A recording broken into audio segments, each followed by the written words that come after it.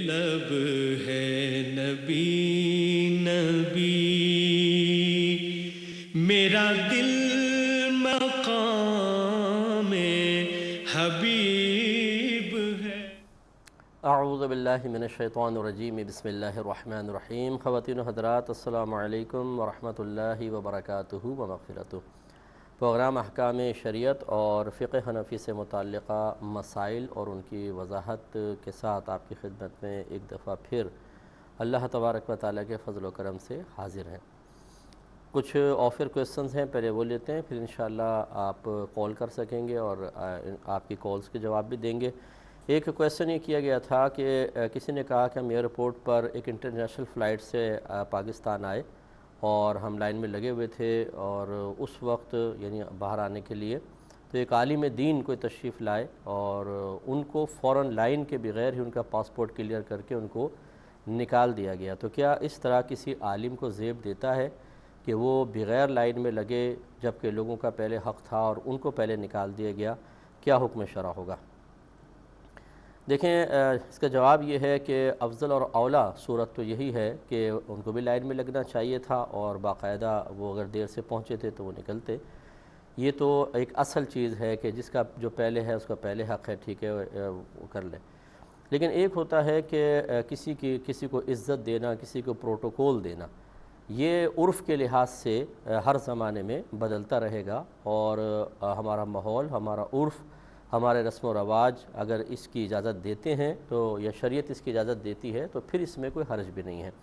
جیسے آپ کے پرائم منسٹر آئیں گے، یا کوئی ایم این اے ہوتے ہیں، ایم این ایز وغیرہ، ایم پی ایز وغیرہ ہوتے ہیں، بلکہ آج کل تو ان سے بھی چھوٹے عہدے کے کوئی لوگ ہوتے ہیں، تو ان کو وی آئی پی پروٹوکول ملتا ہے باقاعدہ، ان کو الگ دروازوں سے نکال دیا جاتا ہے اور ان کے پاسپورٹ پہلے کلیئر کر دیے جاتے ہیں۔ تو اور اس پر کوئی بھی آبجیکشن نہیں کرتا، کیونکہ سب کا ذہن بنا ہوا ہے، کیونکہ عرف ہی یہ ہے کہ جو اس طرح کی بڑی شخصیات ہوتی ہیں ان کو پہلے نکالا جاتا ہے۔ تو ایک عالم دین، چاہے وہ معروف ہو یا غیر معروف، اگر وہ عالم دین واقعی عالم دین ہے اور اپنے علم کے تقاضے کے مطابق عمل بھی کرتے ہیں، تو پھر یاد رکھیں کہ اللہ تبارک و تعالیٰ نے ان کو ایک مقام و مرتبہ دیا ہے، اور وہ عام لوگوں سے زیادہ ہے، اور ان کے حق بھی پھر عام لوگوں سے زیادہ ہیں۔ ان کے حقوق کو عام لوگوں کے حق کے مطابق اس کے برابر لا کر ان کو عام انسان سمجھ کر پھر جب آپ دیکھیں گے تو اعتراض پیدا ہوگا۔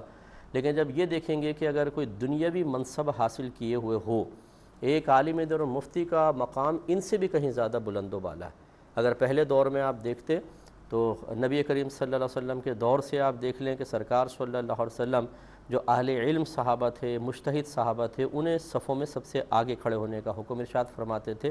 پھر پیچھے دوسرے لوگ ہوا کرتے تھے۔ اسی طرح ہر دور میں خلفاء نے علماء کو عزت دی ہے، احترام دیا ہے۔ پھر یہ آہستہ آہستہ ماحول بدل گیا، اور اب وہ صورتحال ہے کہ اگر کوئی مسجد کا امام ہو، چاہے وہ کتنا بڑا عالم دین اور مفتی ہو، اس کو لوگ حقارت کی نگاہ سے دیکھتے ہیں، اور کوئی اگر ایک عام کونسلر بھی بن جائے اپنے علاقے کا تو اس کے سامنے ذرا ادب و احترام کے ساتھ رہنے کی کوشش کرتے ہیں۔ یہ ہمارے رویے ہیں، لیکن خلاصہ کلام یہ ہے کہ ان عالم دین کے لیے افضل اور اولیٰ یہ تھا کہ وہ لائن میں لگ جاتے اور اس سے کوئی ان کی عزت میں کمی نہ آتی۔ لیکن اگر ان کو انتظامیہ نے پروٹوکول دیا ہے اور ان کے علم اور ان کے مقام اور مرتبے کا لحاظ کر کے ان کو پہلے نکالا، تو ان کے لیے اس میں شرعاً کوئی گرفت نہیں ہے، بلکہ لوگوں کو بھی یہ خود سوچنا چاہیے تھا کہ وہ عالم دین ہے، تو ان کو اللہ نے جب عزت دی ہے، اور میدان محشر میں بھی ایسا ہی ہوگا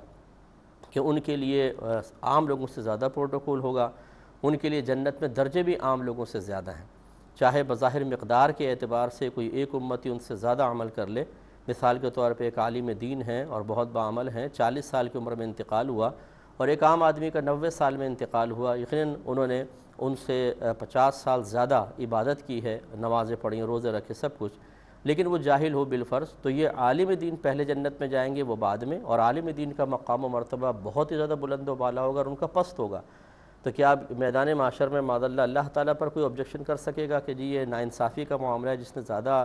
زندگی پائی، زیادہ نیک عمل کیا، اس کے درجے بھی زیادہ ہونے چاہیے؟ کیونکہ وصف علم سے اللہ تبارک و تعالیٰ نے جب کسی انسان کو مزین کر دیا تو سمجھ لیجئے کہ ان کا مقام و مرتبہ سب سے زیادہ ہے۔ سب سے پہلے اس پہ آبجیکشن شیطان نے ہی کی تھی، جب آدم علیہ السلام کو اللہ نے علم سے مزین فرمایا اور اس وصف علم کی گویا کہ تعظیم کے لیے تمام فرشتوں کو سجدہ کرنے کا حکم دیا، بشمول ابلیس جن کے بھی، تو اس نے انکار کیا،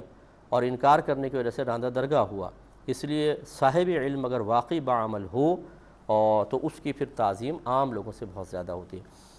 ایک ہی کویسچن کیا تھا کہ شوہر کا بیوی پر اور بیوی کا شوہر پر بلا وجہ شک کرنا، اس کی کردار پر اور الزام لگا دینا، اس کی کیا شرعی حیثیت ہے؟ دیکھیں بالکل غلط ہے، الزام بالکل بہتان نہیں لگنا چاہیے۔ شک ہو جانا یہ کوئی بری چیز نہیں ہے، بشرطے کہ اس کے لیے کچھ قرائن موجود ہوں۔ شوہر وقت پہ گھر آتا ہے، کسی سے فون پر چپ کے باتیں بھی نہیں کرتا، نہ کوئی اس کی اور کوئی ایکٹیویٹیز ایسی ہیں، پھر بیوی شک کرے تو یہ اس کے دماغ کا فطور ہے۔ اسی طرح اگر بیوی بالکل نارمل ہے، وہ بیچاری کسی سے اپنے کزنس تک سے ہنس کے باتیں نہیں کرتی ہے، بالکل نارمل رہتی ہے، اب شوہر اس پہ خواہ شک کرے تو یہ شوہر کے ذہن کا فطور کہلائے گا۔ لیکن اگر کچھ قرائن موجود ہوں، مثلا شوہر جو ہے وہ اپنے کزن سے ہنس کے باتیں کرتا ہے، یا عورتوں کی طرف اس کا میلان ہے، عورتوں کی باتیں کرتا ہے، یا مطلب وہ میسج کرتا ہے اور وہ چپ کے ڈیلیٹ کر دیتا ہے، یا چھپاتا ہے اپنی کچھ چیزیں، اس سے بیوی کے دل میں شک پیدا ہوا تو اس میں کوئی حرج نہیں، کیونکہ قرائن موجود ہیں۔ لیکن یہ شک جب تک یقین کے درجے میں نہ آئے الزام نہیں لگانا چاہیے۔ اس کو یا تو وہ تحقیق کر لے مزید، یا شوہر سے کھل کر بات کرے کہ آپ کی ان چیزوں سے مجھے اذیت ہو رہی ہے، نہ کریں آپ۔ اور اسی طریقے سے اگر بیوی مثال کے طور پر دودھ والا ہے، سبزی والا ہے، گوشت والا ہے، کاسمیٹک کی دکان پہ پہنچ گئی، ان کے ساتھ ہنس کے باتیں کر رہی ہے، گھر میں اس کے کزنز آ جاتے ہیں مرد حضرات، تو وہ ان کے ساتھ بے پردہ بیٹھ کر گفتگو کر رہی ہوتی ہے، اور تو اسی طریقے سے اور کوئی مطلب قرائن شوہر کو نظر آئیں، اس وجہ سے شک پیدا ہوا تو یہ پھر جائز ہوگا شک کرنا، کیونکہ یہ قرائن ہے۔ لیکن شوہر کے لیے بھی اجازت نہیں ہے کہ وہ بغیر کسی تحقیق سے فقط ان باتوں کی وجہ سے بیوی پہ الزام لگا دے۔ اس لیے خلاصہ کلام یہ ہے کہ شک کے لیے کوشش ہونی چاہیے کہ کوئی قرینہ اور علامت پیدا ہی نہ ہو۔ سب سے پہلی بات یہ شوہر بھی محتاط رہے، بیوی بھی محتاط رہے، تاکہ ازدواجی زندگی انتہائی خوشگوار رہے اور ان دونوں میں مس انڈرسٹینڈنگ کوئی بھی پیدا نہ ہو۔ لیکن پھر بھی بتقاضائے بشریت نادانستہ طور پہ بھی بہت سارے ایسے معاملات ہو جاتے ہیں کہ آدمی کی ویسی نیت نہیں ہوتی لیکن دوسرے کو شک پڑ جاتا ہے، تو اس شک کو یقین کے درجے تک جب تک انسان نہ پہنچ جائے یا پہنچا دے، اس وقت تک خواہ مخواہ شبہ کرنا، خواہ مخواہ الزام لگانا، دونوں خلاف شرع اور خلاف سنت ہیں اور گناہ کبیرہ ہیں۔ اس لیے بہت ہی محتاط انداز سے اس مسئلے کو ڈیل کرنا چاہیے۔ ایک ہی کسی بھائی نے کویسچن کیا تھا کہ کیا کسی عامل صاحب کے کہنے پر اگر عامل کہے تمہارا شوہر بد کردار ہے تو کیا بیوی اس بات کو بنیاد بنا کر شوہر سے مطالبہ طلاق کر سکتی ہے کہ نہیں؟ اور اسی طرح اگر عامل کسی کی بیوی کے بارے میں کہہ دے کہ تمہاری بیوی کے بارے میں ایسا آیا ہے کہ وہ ٹھیک نہیں ہے، تو کیا شوہر اس کو اس بات کی بنیاد پر طلاق دے سکتا ہے کہ نہیں؟ دیکھیں مسئلہ یہ ہے کہ جو اچھے عاملین ہوتے ہیں اور قرآن و سنت کے مطابق عمل کر رہے ہوتے ہیں، وہ کبھی بھی ایسے شک ڈالنے والی بات کہیں گے ہی نہیں۔ وہ یہ اگر آپ نے کوئی ذائچہ وغیرہ نکلوانا بھی ہے، کوئی بات علم العادات کے تحت معلوم بھی کرنی ہے، وہ ضرور معلوم کر کے آپ کو بتائیں گے، لیکن اس انداز سے نہیں کہ خواہ مخواہ دل میں شک کا بیج ڈال دیا جائے اور نوبت طلاق تک پہنچ جائے، بلکہ وہ یہی کہیں گے کہ آپ یہ اس میں جستجو میں نہ رہیں کہ وہ کیا کر رہی ہے کیا نہیں، آپ ہم سے اس چیز کا تعویذ لے لیں کہ میاں بیوی میں آپس میں محبت میں اضافہ کیسے ہو،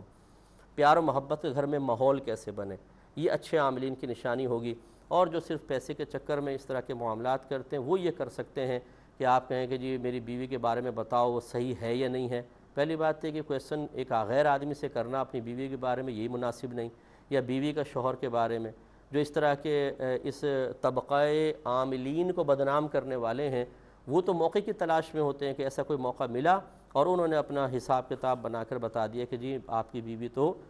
کسی اور کے چکر میں ہے، اور شوہر کو کہہ دے وہ کسی اور کے چکر میں ہے، اور اس سے بدگمانی کے بیج دل میں ڈال دیتے ہیں، اور یہ چیزیں پھر طلاق تک پہنچتی ہیں۔ تو کوئی بھی اچھا عامل کبھی بھی یہ نہیں کہے گا کہ میں جو آپ کو بتا رہا ہوں یہ 100% شیورٹی کے ساتھ ہے، کیونکہ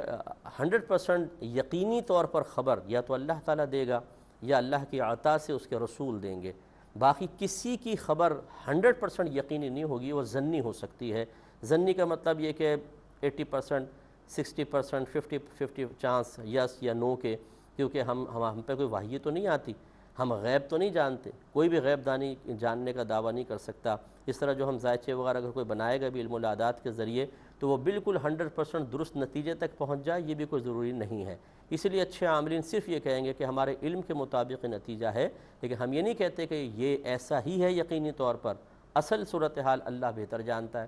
تو اب یہ اس طرح کی باتیں کہ جو شخص اس طرح کا ذائچہ بنا رہا ہے اس کی بات 100% یقینی نہیں ہے، تو اس کو بنیاد بنا کر کیسے مطالبہ طلاق شرعاً جائز ہوگا اور کیسے طلاق دینا صحیح ہو سکتا ہے، دونوں باتیں غلط ہوں گی۔ میرے آقا صلی اللہ علیہ وسلم نے فرمایا کہ جو عورت بغیر کسی شرعی عذر کے یعنی صحیح وجہ کے اپنے شوہر سے مطالبہ طلاق کرے وہ بروز قیامت جنت کی خوشبو بھی نہیں پا سکتی۔ اور اسی طرح اگر شوہر طلاق دیتا ہے بغیر اس طرح کی بے سروپا بات پر اعتماد کرتے ہوئے، تو میرے آقا صلی اللہ علیہ وسلم نے فرمایا کہ اللہ تبارک و تعالیٰ کو حلال چیزوں میں سب سے زیادہ ناپسندیدہ طلاق ہے، کہ طلاق دینا حلال تو ہوتا ہے لیکن جب اللہ کو ناپسند ہے تو پھر سوچ لیجئے کہ کوئی اللہ کی ناپسندیدگی والا کام کرے تو شوہر کی بھی آخرت میں گرفت ہے شدید قسم کی، کیونکہ طلاق دینا اور وہ بھی صرف ایک آدمی کی خبر کے اوپر، کوئی ثبوت نہیں، کوئی پروف نہیں، خالی آپ نے خبر لی اور طلاق دے دی۔ اب کسی کی زندگی آپ نے خراب کی ہے، دل آزاری، اس کے پورے خاندان کی دل آزاری، پھر وہ بیچاری جب مطلقہ ہو جائے گی اور پھر وہ اس کے لیے آگے رشتوں کے پرابلم اور دیگر پوری زندگی کا ایک داغ ہے جو آپ نے لگایا، تو کیا اتنے آرام سے آپ بھی اپنی لائف گزار سکیں گے؟ ایک تو اتنا دکھ دینے کے بعد پھر انسان یہ چاہے کہ اب میری خوشگوار زندگی گزرے، یہ کبھی نہیں ہو سکتا۔ کسی کی بے بسی اور کسی کی غمی اور کسی کے دل کو دکھا کر انسان سمجھے کہ اب میں خوشیوں کے راستے میں لگ سکتا ہوں، یہ کبھی بھی نہیں ہوگا، اس کی اپنی لائف بھی برباد ہوگی اور آخرتی گرفت تو ہے ہی ہے۔ امید ہے کہ آپ بات سمجھ گئے ہوں گے۔ ایک سوال مزید یہ کیا تھا کسی نے کہ جھوٹ بول کر اگر ہم کوئی جاب حاصل کر لیتے ہیں، مثلا تجربہ لکھا ہے 5 سال کا، ہمارا 1 سال کا تھا، لکھ دیجیے 5 سال کا تجربہ، کوئی ایجوکیشن خاص مانگی تھی، ہم نے جعلی کاغذات بنا کر جاب حاصل کر لی، تو اس جاب کا حاصل کرنا کیسا ہے اور اب جو اس کی تنخواہ آئے گی وہ تنخواہ ہمارے لیے حلال ہوگی یا حرام ہوگی؟ دیکھیں، پہلی بات تو یہ کہ جھوٹ بولنا گناہ کبیرہ ہے، اور اس قسم کے معاملات میں جب جھوٹ بولتے ہیں تو اس میں چونکہ دھوکہ بھی شامل ہوتا ہے، تو دھوکہ اور فریب بھی یہ الگ ایک مستقل گناہ ہوا۔ اب 2 چیزیں تو یہ ہیں کہ جھوٹ اور فریب تو ہے ہی ہے، اس میں انسان گناہ کبیرہ کا مرتکب ہوا۔ اب اس کے بعد اس جاب کی سیلری حلال ہوگی کہ نہیں ہوگی، اس کا مسئلہ یہ ہے کہ اگر تو جتنا تجربہ مانگا تھا اتنا ہی آپ کا تجربہ ہے، مثال کے طور پر 5 سال کا تجربہ اس لیے مانگا تھا کہ اس فیلڈ کی ایک ایک چیز سے انسان تقریباً واقف ہو جاتا ہے کسی فیلڈ کی، اور وہ واقفیت ہو سکتا ہے آپ کو 2 سال میں حاصل ہو چکی ہو۔ فرض کر لیں کہ کوئی کسی فیلڈ کا ماہر ہے اور اس کو 2 سال میں ہو گئی ہے، تو حقیقتاً 5 سال یا 2 سال کا مسئلہ نہیں ہے، اصل تو 5 سال رکھے اس لیے تھے کہ اس فیلڈ کے ایک ماہر کی تلاش تھی، جو غالب گمان یہ ہے کہ 5 سال میں وہ مہارت حاصل کر لے گا۔ تو بعض بہت ذہین ہوتے ہیں، اپنے فن سے بہت زیادہ دلچسپی رکھتے ہیں، انہیں اللہ تبارک و تعالیٰ جلدی ترقی عطا فرما دیتا ہے۔ تو اس کا مطلب یہ ہوا کہ 5 سال تھے لیکن آپ نے 2 سال میں یہ چیز حاصل کر لی، تو گویا کہ اگرچہ مدت کم ہے لیکن جو ان کی ریکوائرمنٹ تھی وہ پوری ہو گئی۔ دوسرا یہ کہ جو تعلیم مانگی تھی وہ تعلیم آپ کی اتنی نہیں ہے لیکن آپ اس کام کے بالکل لائق اور قابل ہیں، تو اب سیلری اس کی جائز ہو سکتی ہے۔ اس میں مزید کلام کرتا ہوں لیکن ایک مختصر سے بریک کے بعد۔ الرحمن الرحیم، پہلے 2 کالر منتظر ہیں، کال لیتے ہیں۔ السلام علیکم۔ السلام علیکم جی وعلیکم السلام۔ مفتی صاحب، میں ہمارا ملتان سے بات کر رہی ہوں، میرے چند سوالات ہیں۔ جی پہلا سوال یہ ہے کہ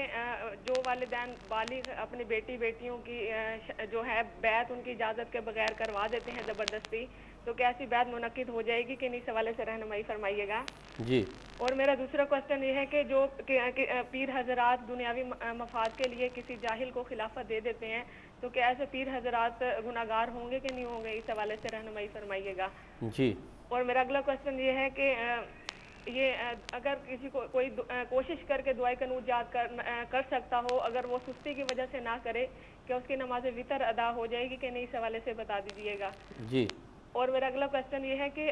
اگر جو لڑکیاں چاہتی ہیں کہ عید پر بھی وہ غیر محارم سے پردہ کریں، اور گھر والوں کا اور خاص طور پہ والدہ اگر تقاضا کرتی ہیں کہ اپنے گلے میں دوپٹہ لو، سر پہ رکھا تو آئندہ کے بعد میں تمہیں نیا سوٹ بنوا کے نہیں دوں گی، تانا زنی کریں یا ماریں، ایسی والدہ کے بارے میں کیا حکم ہوگا، اس حوالے سے رہنمائی فرمائیے گا۔ جی اور میرا آخری کوشچن یہ ہے کہ آقا کریم کا اسم مبارکہ ہے شہید، اس کی وضاحت فرما دیجیے گا، اس کا صحیح معنی کیا ہے، اس حوالے سے رہنمائی فرمائیے گا۔ جی اور السلام علیکم ورحمۃ اللہ وبرکاتہ۔ ایک اور کالر ہیں۔ السلام علیکم۔ السلام علیکم مفتی صاحب۔ جی وعلیکم السلام۔ مفتی صاحب، میرا پہلا سوال یہ ہے کہ ایک لڑکی نے بہت سال پہلے اپنے والدین کو بتائے بغیر کسی شخص سے نکاح کر لیا تھا، تو اس وقت تک جب تک رخصتی نہیں ہوئی تھی والدین کو بھی پتہ نہیں تھا. وہ اس شخص کے ساتھ بھی نہیں گئی تھی کہ کچھ عرصے بعد روڈ ایکسیڈنٹ میں اس شخص کی ڈیتھ ہو گئی. پھر والدین نے اس لڑکی کا رشتہ طے کر دیا. اس نے یہ نہیں بتایا تھا کہ میں عدت میں ہوں. تو اس لڑکی کا رشتہ طے ہو گیا اور عدت کے دوران ہی نکاح ہو گیا. اب بہت سال گزر گئے, اس کے بچے بھی بڑے ہو گئے, اس کی بیٹی کی شادی کی تاریخ طے ہو گئی ہے. وہ یہ کہتی ہے کہ اب اگر میں نے یہ بات سب کو بتائی تو میری زندگی تو خراب ہوگی ہوگی, میری بیٹیوں کی زندگی بھی خراب ہو جائے گی اور بیٹی کا رشتہ ٹوٹ جائے گا اس طرح. تو مطلب اس کا کوئی شرعی حل بتا دیں, بہت پریشان ہے. جی بولیے. اور اچھا, دوسرا سوال یہ ہے کہ کسی نے کہا ہے کہ شوہر کی ہر جائز بات کا خیال رکھنا بیوی کے لیے ضروری ہے, تو اس سے تو یہی ظاہر ہوتا ہے کہ شریعت نے عورت کو مرد کا غلام بنایا ہے. اس بارے میں بیان فرما دیں. اچھا, اور تیسرا سوال یہ ہے کہ اگر کوئی شخص جمعرات کو مرے تو اور اسے جمعے کے دن دفنایا جائے, مرے جمعرات کو لیکن دفنایا جائے اسے جمعے کے دن, تو کیا جمعے کے دن مرنے والے کی جو فضیلت حدیث میں آئی ہے کیا وہ اس شخص کو ملے گی کہ قبر میں تو وہ جمعے کے دن ہی پہنچا ہے؟ جی. اور بس شکریہ. السلام علیکم. جی انشاءاللہ عرض کرنا ہوں. ایک اور کال لیتے ہیں. السلام علیکم. ہلو. جی السلام علیکم. وعلیکم السلام. جی فرمائیں. مرتضیٰ, میرا 3 سوال ہے. پہلا سوال میرا یہ ہے کہ جیسے گھر میں جب مرد حضرات امامہ اس کو ریٹائر کر دیتے ہیں, اس کا کلر فیڈ ہو جاتا ہے جب اس کا یوز نہیں کرتے, تو کیا ہم لوگ اس کو گھر میں کسی بھی بچے کا کچھ بھی بنا سکتے ہیں, قمیض دوپٹہ شلوار, اور جب اس کی جو قطرنیں بچیں گی تو اس کا کیا کرنا ہے, وہ ایسی ڈسٹ بن میں ڈال دیں یا اس کو کسی متبرک مقام پہ رکھیں اس کو؟ اور مفتی صاحب میرا دوسرا سوال یہ ہے کہ ایک شخص نے ختم قرآن کسی کو ناظرہ قرآن پڑھایا تھا, تو انہوں نے ایک برتن دیا اسٹیل کا اور اس پہ لکھا ہوا تھا جیسے فلاں محمد حنیف کی طرف سے محمد فلاں کو 2 دفعہ محمد لکھا ہوا تھا. پھر اس برتن کا یوز کرنے لگے, وہ اسٹیل کے برتن کا, تو خیال گزرا دل پہ کہ یہ محمد لکھا ہوا ہے, پھر ہم اس کو دھوتے ہیں, پھر اس سے پانی مس ہو کے نالیوں میں جاتا ہے. تو ابھی وہ اس کو یوز نہیں کر رہے ہیں. اب وہ چاہ یہ رہے ہیں جیسے برتن تو بڑے کام کا ہے وہ, اور جو اس سے محمد لکھا ہوا ہے تو اس کو واپس اس کے پاس لے جائیں اور وہ اس محمد جو لکھا ہوا ہے اس پہ کسی طرح کا پھول وغیرہ کچھ نقش نگار ایسا کر دے تو وہ محمد لکھا ہوا نہ رہے. تو یہ اس طرح سے کرنا ٹھیک ہوگا جی, اور یا پھر اس برتن کا کیا کریں؟ اور آخری سوال میرا یہ ہے کہ ایک شخص نے کہا کہ تم فطرہ دو گے نا تو مجھے دے دینا, میں ایک مستحق کو جانتا ہوں, اس کے کام آ جائے گا اور میں اس کو دے دوں گا. انہوں نے کہا چلو ٹھیک ہے. انہوں نے اس کو فطرہ دے دیا کہ تم یہ دے دینا نماز سے پہلے, لیکن جس کو دیا تھا اس نے اس صاحب حق تک پہنچایا نہیں, وہ فطرہ اپنے پاس رکھا. تو اس طرح سے وہ صحیح رہا, اس کے اوپر تو کوئی وبال نہیں, کہتے نا نماز سے پہلے یعنی عید کے بعد دے دیا لیکن عید سے پہلے نہیں دیا؟ عید سے پہلے ہی دیا مستحق. نہیں, جس کو امانتاً دیا تھا اس نے مستحق تک عید کے پہلے نہیں پہنچایا نا؟ ہاں جی, ہاں جی, ہاں صحیح ہے. ٹھیک ہے, بتاتا ہوں. ٹھیک ہے. السلام علیکم. وعلیکم السلام. تو آپ کی خدمت میں عرض کر رہے تھے کہ جھوٹ بول کر جاب حاصل کرنا, اولاً تو یہ جھوٹ اور دھوکہ فریب ہے, یہ گناہ کبیرہ رہا. اب یہ کہ اس کی سیلری جائز ہوگی کہ نہیں ہوگی, اس میں خلاصہ کلام یہ ہے کہ جو ان کی ریکوائرمنٹ تھی, جیسا وہ چاہتے تھے کہ یہ کام کرے اور جتنا اس کا اس تجربہ درکار تھا اس کام کے سلسلے میں وہ اس کے پاس چاہے کم مدت میں حاصل ہو گیا تو یہ سیلری اس کے لیے جائز ہوگی.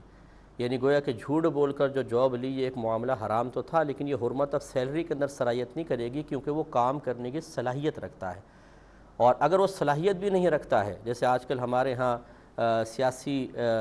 پارٹیاں اپنے کارکنوں کو داخل کر دیتی ہیں اور کوئی پوچھنے والے ہی نہیں ہوتا, نہ ان میں قابلیت صلاحیت ہوتی ہے, نہ کچھ ہوتا ہے, نہ وہ کام کرتے ہیں, اور وہ آتے بھی نہیں ہیں, وہ تو نواب ہوتے ہیں, بس سائن کیا اور نکل گئے. ان کا جاب لینا بھی حرام ہے اور سیلری بھی ان کے لیے بالکل ناجائز ہے. گویا کہ اپنے بیوی بچوں کے پیٹ میں کسی اور کا حق پہنچا رہے ہیں, اور یہ بروز قیامت ان کو اس کا جواب دینا ہوگا. یہ بات بری تو بہتوں کو لگتی ہے, کیونکہ جب ہم ایک صحیح شرعی بات بتاتے ہیں تو بسا اوقات جس کے خلاف ہو رہی ہو وہ اس کو ناگوار گزرتا ہے. لیکن اگر تھوڑا سا غور کر لیں تو ناگواری کے بجائے آپ کو شکریہ ادا کرنا چاہیے کہ ہم نے وقت سے پہلے آپ کو متنبہ کر دیا. دنیا کی زندگی تو ابھی گزر جائے گی, اور جو اس طرح حرام کھا کر گزارتا ہے, میں یقین سے کہتا ہوں آپ بھی اپنے اطراف میں دیکھ لیں کہ ذہنی سکون کبھی نہیں ہوگا. گھر میں لڑائی جھگڑا, فتنہ فساد, چڑچڑاپن, جھنجھلاہٹیں, اور مطلب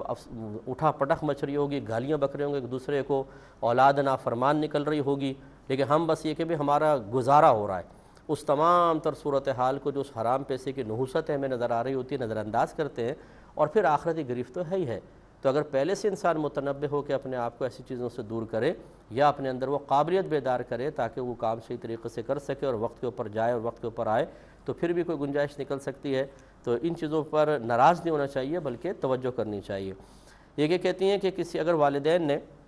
یا والد صاحب نے اپنے بچوں کی ان کی اجازت کے بغیر کسی پیر صاحب سے بیعت کروا دی تو یہ منعقد ہوگی یا نہیں ہوگی؟ دیکھیں، دیکھا یہ جائے گا کہ وہ بچے بالغ ہیں یا نابالغ ہیں۔ اگر تو وہ نابالغ بچے ہیں، یہ پہلی بات تو یہ، تو پھر باپ ان کی بیعت خود کروا سکتا ہے۔ لیکن پھر دوسری چیز یہ بھی دیکھیں گے کس سے بیعت کروائی ہے۔ اگر وہ پیر جامع شرائط نہیں ہے، یعنی جو کامل پیر کی شرطیں ہیں، نمبر 1 وہ صحیح العقیدہ ہو اور عقائد پر مطلع ہو بما دلائل، اچھی طریقے سے پورے عقائد اسلامیہ جانتا ہو، اور نمبر 2 صاحب علم ہو، جاہل نہ ہو، نمبر 3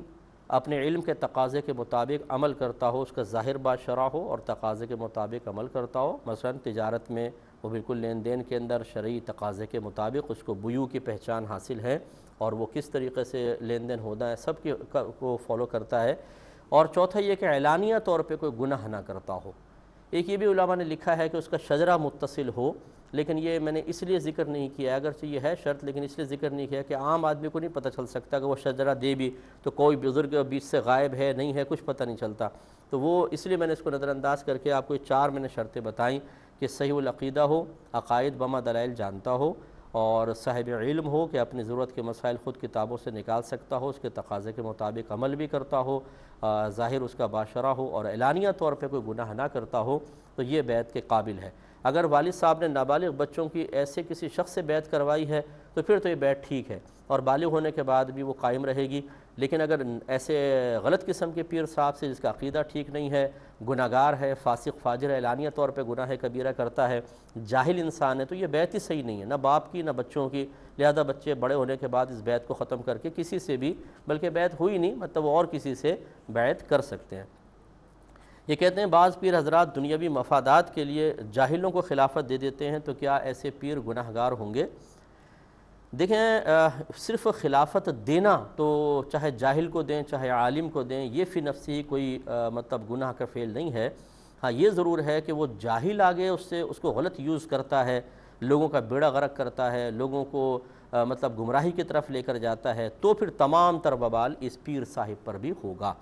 اور میں بڑی معذرت کے ساتھ یہ جملہ عرض کر رہا ہوں، کوئی ناراض نہ ہو، کہ خود طریقت والے بسا اوقات اصول طریقت کا خون کر رہے ہوتے ہیں۔ خلافت کا مطلب یہ ہوتا ہے کہ آپ اس کو اپنا نائب بنا رہے ہیں، اور نائب بنانے کا مطلب یہ ہے کہ آپ یہ کہہ رہے ہیں، اس کو اجازت دے رہے ہیں کہ اب آپ دوسرے لوگوں کو بیعت کر کے اور ان کو اللہ تعالیٰ سے ملائیں۔ تو جس شخص میں خود قابل صلاحیت نہیں ہے، وہ اللہ سے ملا ہوا خود نہیں ہے، وہ اللہ کی نافرمانی کرتا ہے، وہ رسول کی باتوں کو نظر انداز کر کے پس پش پھینک رہا ہے، آپ اس کو کہہ رہے ہیں کہ تم دوسروں کو اپنے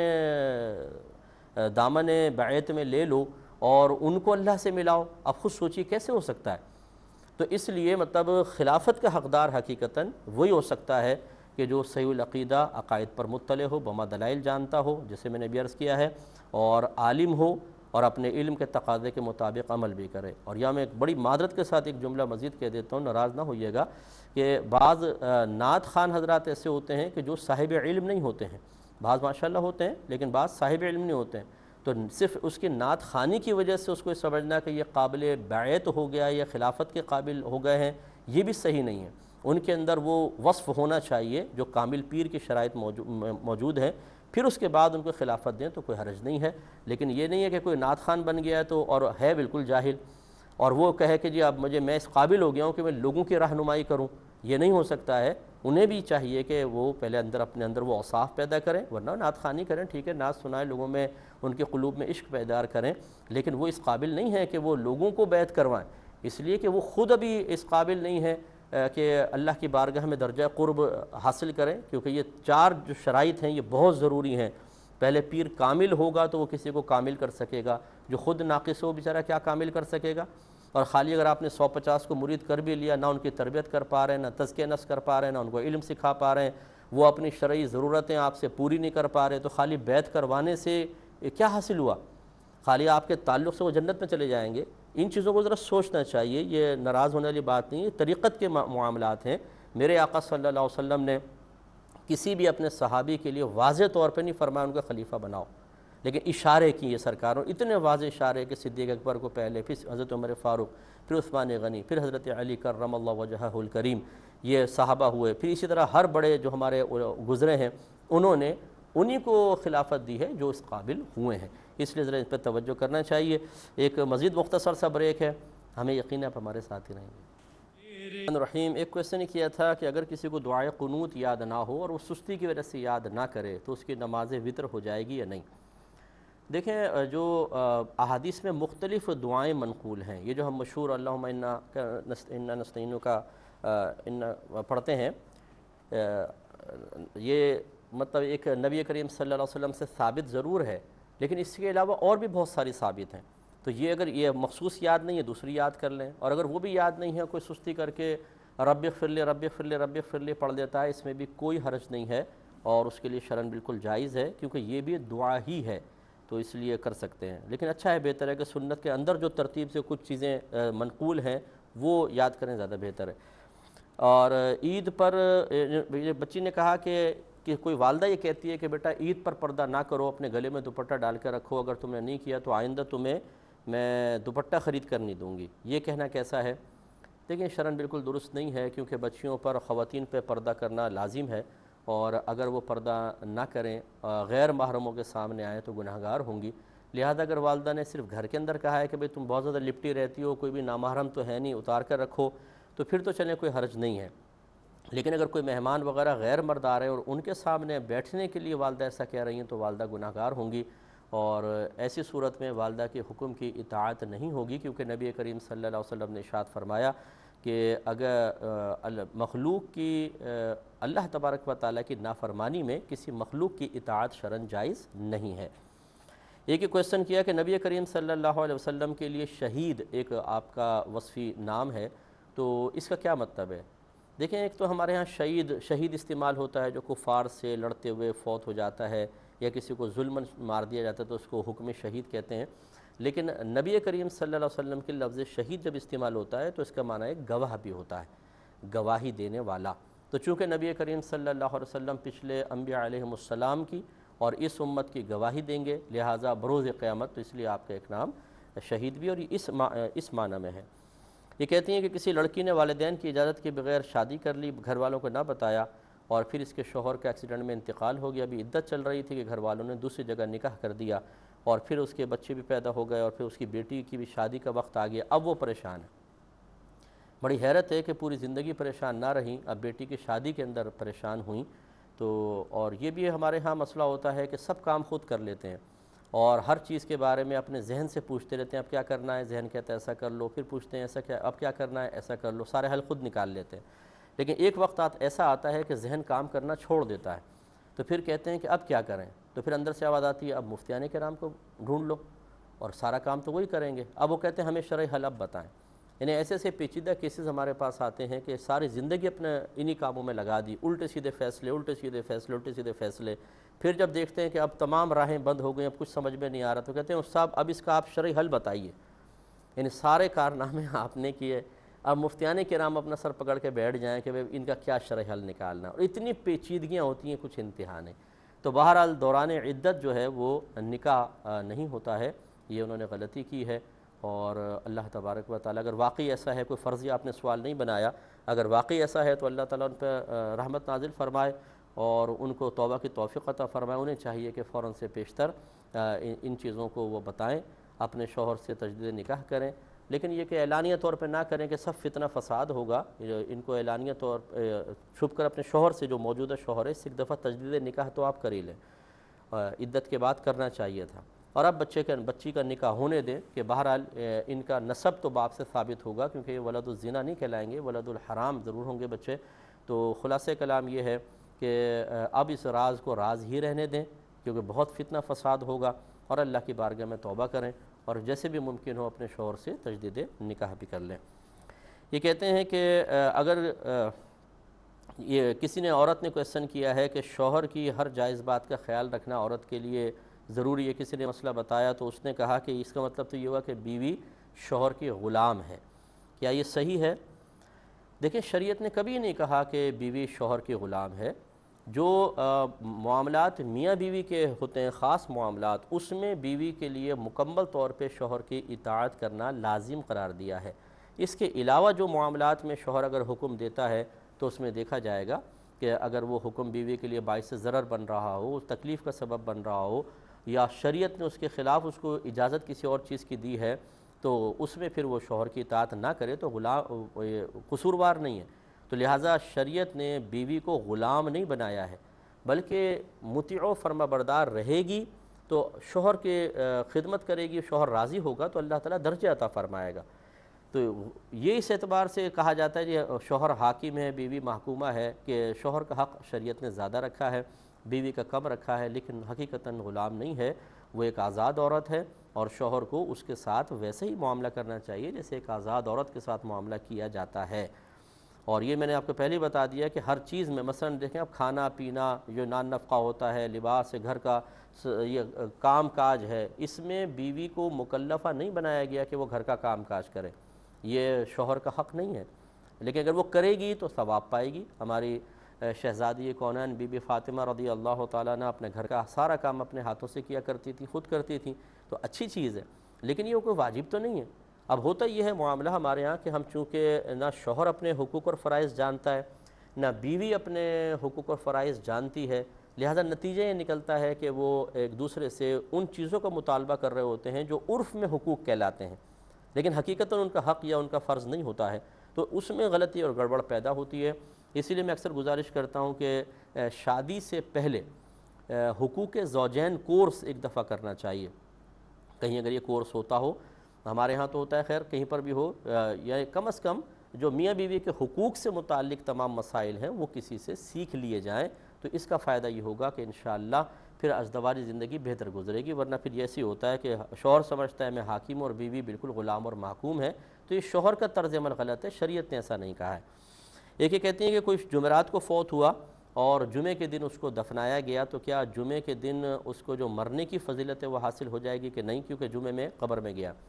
تو آپ کے سوال سے دیکھیں نتیجہ ظاہر ہے کہ جمعے کے دن فوت ہونے کی فضیلت ہے، یہ دفنانے کی وجہ سے فضیلت کا کوئی تعلق نہیں ہے، اور یہ ایسے معاملات ہیں کہ ان میں قیاس کو دخل نہیں ہے،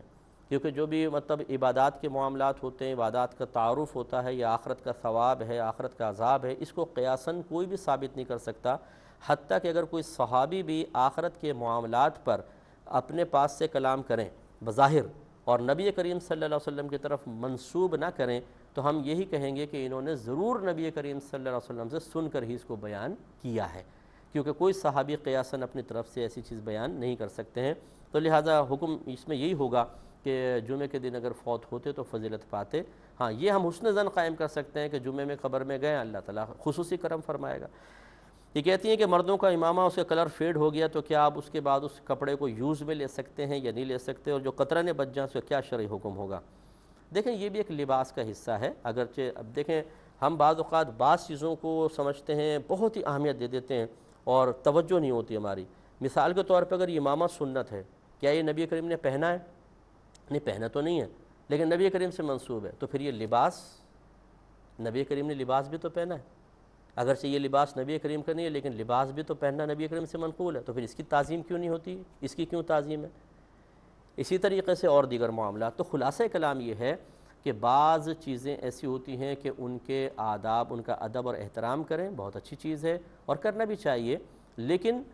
بعض معاملات ایسے ہوتے ہیں کہ شریعت اس کو بے ادبی نہیں کہہ رہی ہوتی، ہم اس کو بے ادبی سمجھنے لگ جاتے ہیں، لہٰذا اگر امامہ اس طرح رنگ وغیرہ فیڈ ہو گیا تو بالکل سی قمیض وغیرہ بنا سکتے ہیں، شلوار نہ بنائیں چلیں قمیض بنا لیں، بچوں کے کپڑے بنا سکتے ہیں، اور ان کے قطرے اگر آپ ڈال دیتے ہیں کسی جگہ پر کوئی حرج نہیں ہے اس کے اندر، یعنی شرعی لحاظ سے کوئی قابل گرفت نہیں ہے۔ اسی طریقے سے کہ انہوں نے پوچھا ہے کہ کسی برتن کے اوپر کسی نے تحفتاً دیا تھا، اس پہ 2 جگہ نام محمد لکھا ہوا ہے، تو اب اس کو استعمال کرتے ہیں تو اس پہ پانی لگ کے گرتا ہے، تو کیا حکم شرع ہوگا؟ وہ نالی میں جاتا ہے۔ دیکھیں وہ نام محمد ہے، اس کی بھی بڑی تعظیم ہے، آپ پورے کے پورے مسلمان ہیں، آپ بعض حافظ قرآن ہوتے ہیں ان کے پورے سینے میں قرآن موجود ہوتا ہے، ان سے جو پانی لگ کر گرے گا نالی میں جائے گا اس کا کیا حکم ہوگا؟ تو اس طرح کہ اگر ہم مطلب اپنے پاس سے کچھ چیزیں بنا لیں گے تو بڑا پرابلم ہو جاتا ہے۔ بہتر یہ تھا کہ اس برتن پہ نام نہ ہوتا، حتیٰ کہ ہم تو یہ تک کہتے ہیں کہ مسجد کے اندر دیواروں کے اوپر بھی آپ آیات وغیرہ نہ لکھوائیں، جیسے ٹائل وغیرہ لگا دیتے ہیں اور ماربل ہوتا ہے اس پہ لکھواتے ہیں، کیونکہ اسے بھی جب آپ دھوئیں گے تو پانی اس سے لگ کر زمین پہ گرے گا، مناسب نہیں ہے۔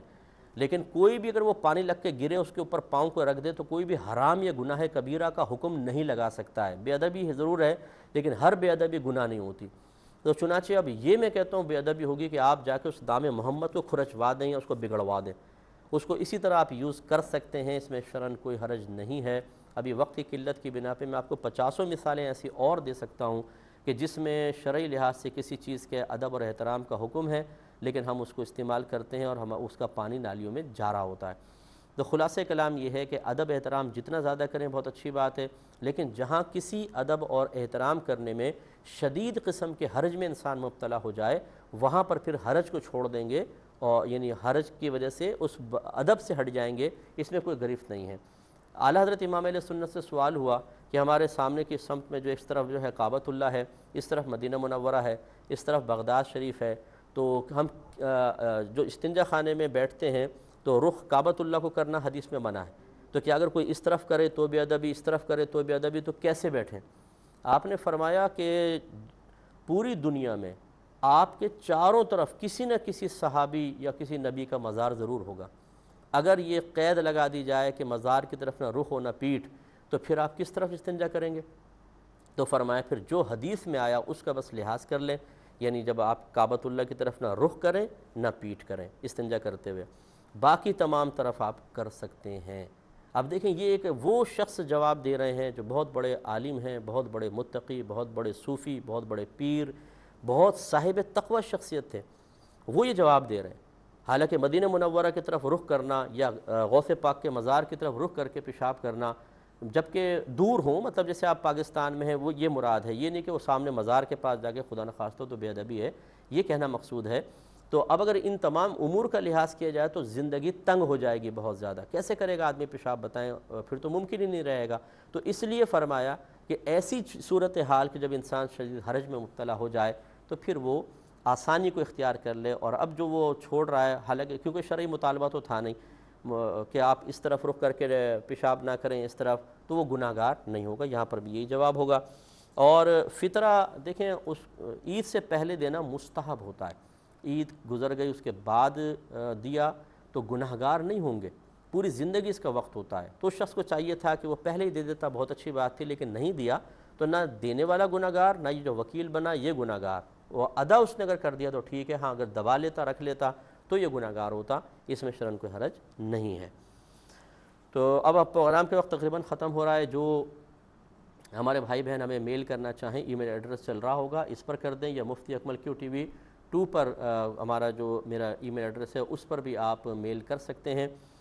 چونکہ ہمارے پاس بہت زیادہ میلز آتی ہیں، مجھے واٹس ایپ پر اتنے میسیج میرے خیال میں 600 سے اوپر ابھی پینڈنگ پڑے ہوئے ہیں جو میں نے دیکھ بھی نہیں سکا ہوں، کیونکہ جب کھولیں آپ بھی جانتے ہیں، آپ کے ساتھ بھی ایسا ہوگا، ذرا بھی آپ کے زیادہ جان پہچان ہے، اور پھر میں نے اپنا نمبر چھپایا نہیں ہوا، نہ میں اپنا ای میل ایڈریس چھپاتا ہوں، میں لوگوں کو دے دیتا ہوں کہ ٹھیک ہے آپ کریں، اور کوشش یہ ہوتی ہے کہ زیادہ سے زیادہ بہن بھائیوں کو ہم جواب دے لیں، ورنہ کوئی بھی عالم دین جو ذرا معروف ہو جاتا ہے وہ اپنا نمبر عام نہیں کرتا ہے، کیونکہ لوگ بہت زیادہ ڈسٹرب کرتے ہیں، تو مجھے بھی کرتے ہیں، خیر وہ میں تفصیل میں نہیں جاتا ہوں، لیکن خلاصہ کلام یہ ہے کہ بہت زیادہ میلز آتی ہیں، واٹس ایپ پہ لوگ میسیج کرتے ہیں، ٹیکسٹ میسیج ویسے بھی کرتے ہیں، اور پھر ہر ایک کا مطالبہ ہوتا ہے ارجنٹ، مفتی صاحب ارجنٹ اس کا جواب دیجیے گا، اور اگر میں نہیں دیتا ہوں بس اوقات دیر ہو جاتی ہے تو ناراضگی کا اظہار بھی کرتے ہیں، اور پہلے بھی آپ کو بتایا تھا کہ کئی قسم کے تمغے ہمیں دیتے ہیں، اور بڑے ٹائٹ قسم کے، کوئی متکبر کہہ دیتا ہے، کوئی کہتا ہے میں میدان محشر میں آپ کی گرفت کروں گا، آپ کو پکڑوں گا، آپ نے میرا جواب نہیں دیا ہے،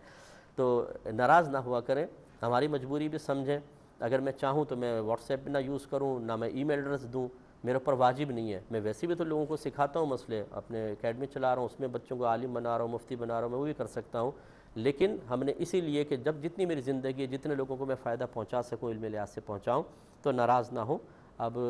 میں اجازت چاہوں گا، آپ ہمارے لیے دعا کریں، میں آپ کے لیے دعا گو ہوں کہ اللہ تبارک و تعالیٰ آپ کو خود بھی علم دین سیکھنے، اپنے بچوں کو عالم دین بنا کر اس معاشرے کی اصلاح کی کوشش میں اپنا حصہ ڈالنے کی توفیق عطا فرمائے، آمین، وآخر دعوانا ان الحمدللہ رب العالمین۔ میرے ورد لب